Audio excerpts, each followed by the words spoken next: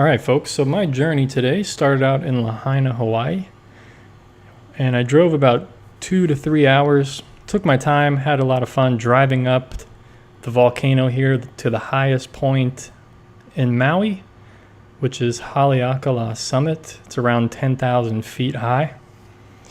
And this was actually, it was a rainy day. As I was driving up this mountain, it was very rainy and foggy. And at one point, when I reached out, this was probably about 8,000 feet, I popped through the cloud layer, and it was a beautiful summer day. And beautiful sunny day, really epic. And I drove up here, it's probably about 2 p.m. now, and I drove up here to watch the sunset. So I made a few stops along the way. This is one of them, just going out to a little viewpoint here to see the some of the cinder cones in this crater of Haleakala. So there's some of the cinder cones where it last erupted. I think it was in the 1750s or 90s. And eventually the clouds kind of came in and had to get out of there.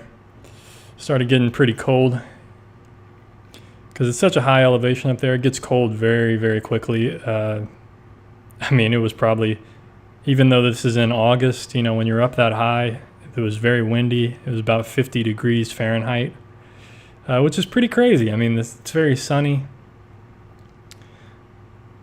And there we go, 10,023 feet. This is the highest point on Maui. And actually up here, it's pretty cool because you're above the clouds. You can get a great view. And there's also an observatory up here, which is really cool. And here's a look at the sun setting and some photos. Beautiful, amazing sunsets up here. It's just incredible.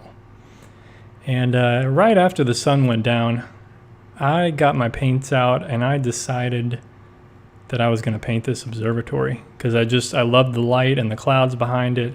It's a pretty cool subject, so I decided to go for it and do a painting up here.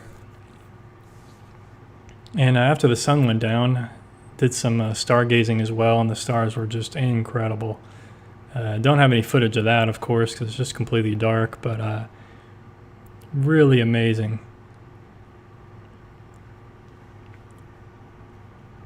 And there's me inside this little building, drawing my sketch. Here's my little setup on this edge here. And at the time that I was painting this, my camera was outside filming that time lapse of the sun going down.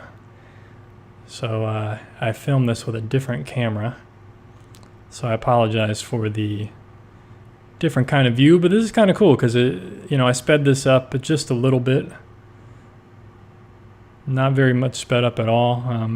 Obviously it's a little faster than than normal speed, but it's only at like 50% sped up.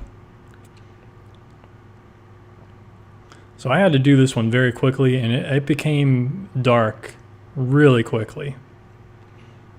And you'll see here over the course of these few minutes how dark it actually gets. Luckily I was able to get the sky, got a really nice gradient on the sky, and that was really my focal point. The sky with the observatory kind of as a silhouette almost. And that was really my focal point. And by the time, luckily I was able to get that in and I could see what the colors I was mixing, but by the time I got to the ground at the bottom of this painting, I could not even see what colors I was mixing. I didn't know if I was putting a blue down or a brown down. Like, it was just nuts, man. It was so dark. But this was a lot of fun. I mean, painting up, this is the highest elevation I've ever painted at. So it's kind of cool. It's pretty cool, man. Painting at 10,000 feet, painting an observatory. It's just something completely different. And with these sketchbooks, that's what's so cool about these, because I open the sketchbook to this page, and it just brings me back right to the top of this volcano. And the last time I was in Maui, I actually biked down this volcano early in the morning, so I saw the sunrise last time and then just biked down the volcano.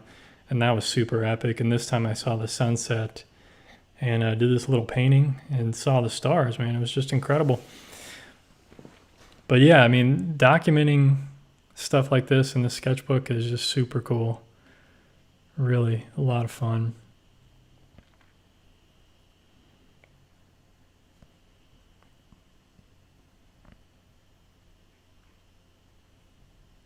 So I'm starting to slow down now that I have the sky in, and I'm trying to get the value right here on this ground, really go dark right away.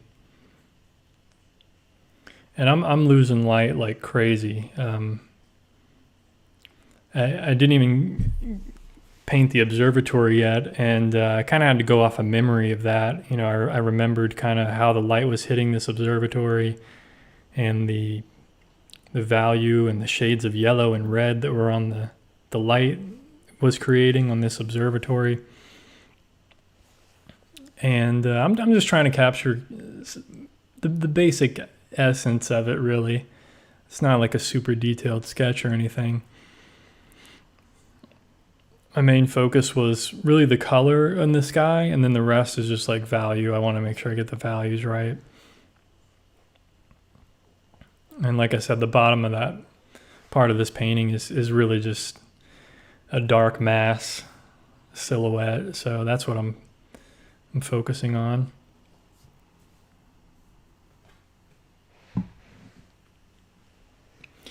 And about 2/3 of the way done with this painting now. Now I'm starting to work on this observatory. And like I said, I apologize for the view here. I know my hand is blocking everything, but you know, this kind of just gives you an idea of the speed in which I had to paint this. I mean, it was probably 10 minutes or something, if that. And you can definitely see how much the lighting has changed, and it's becoming really dark in this little building. There's no lights on inside this little building, so it's all just natural light up there. And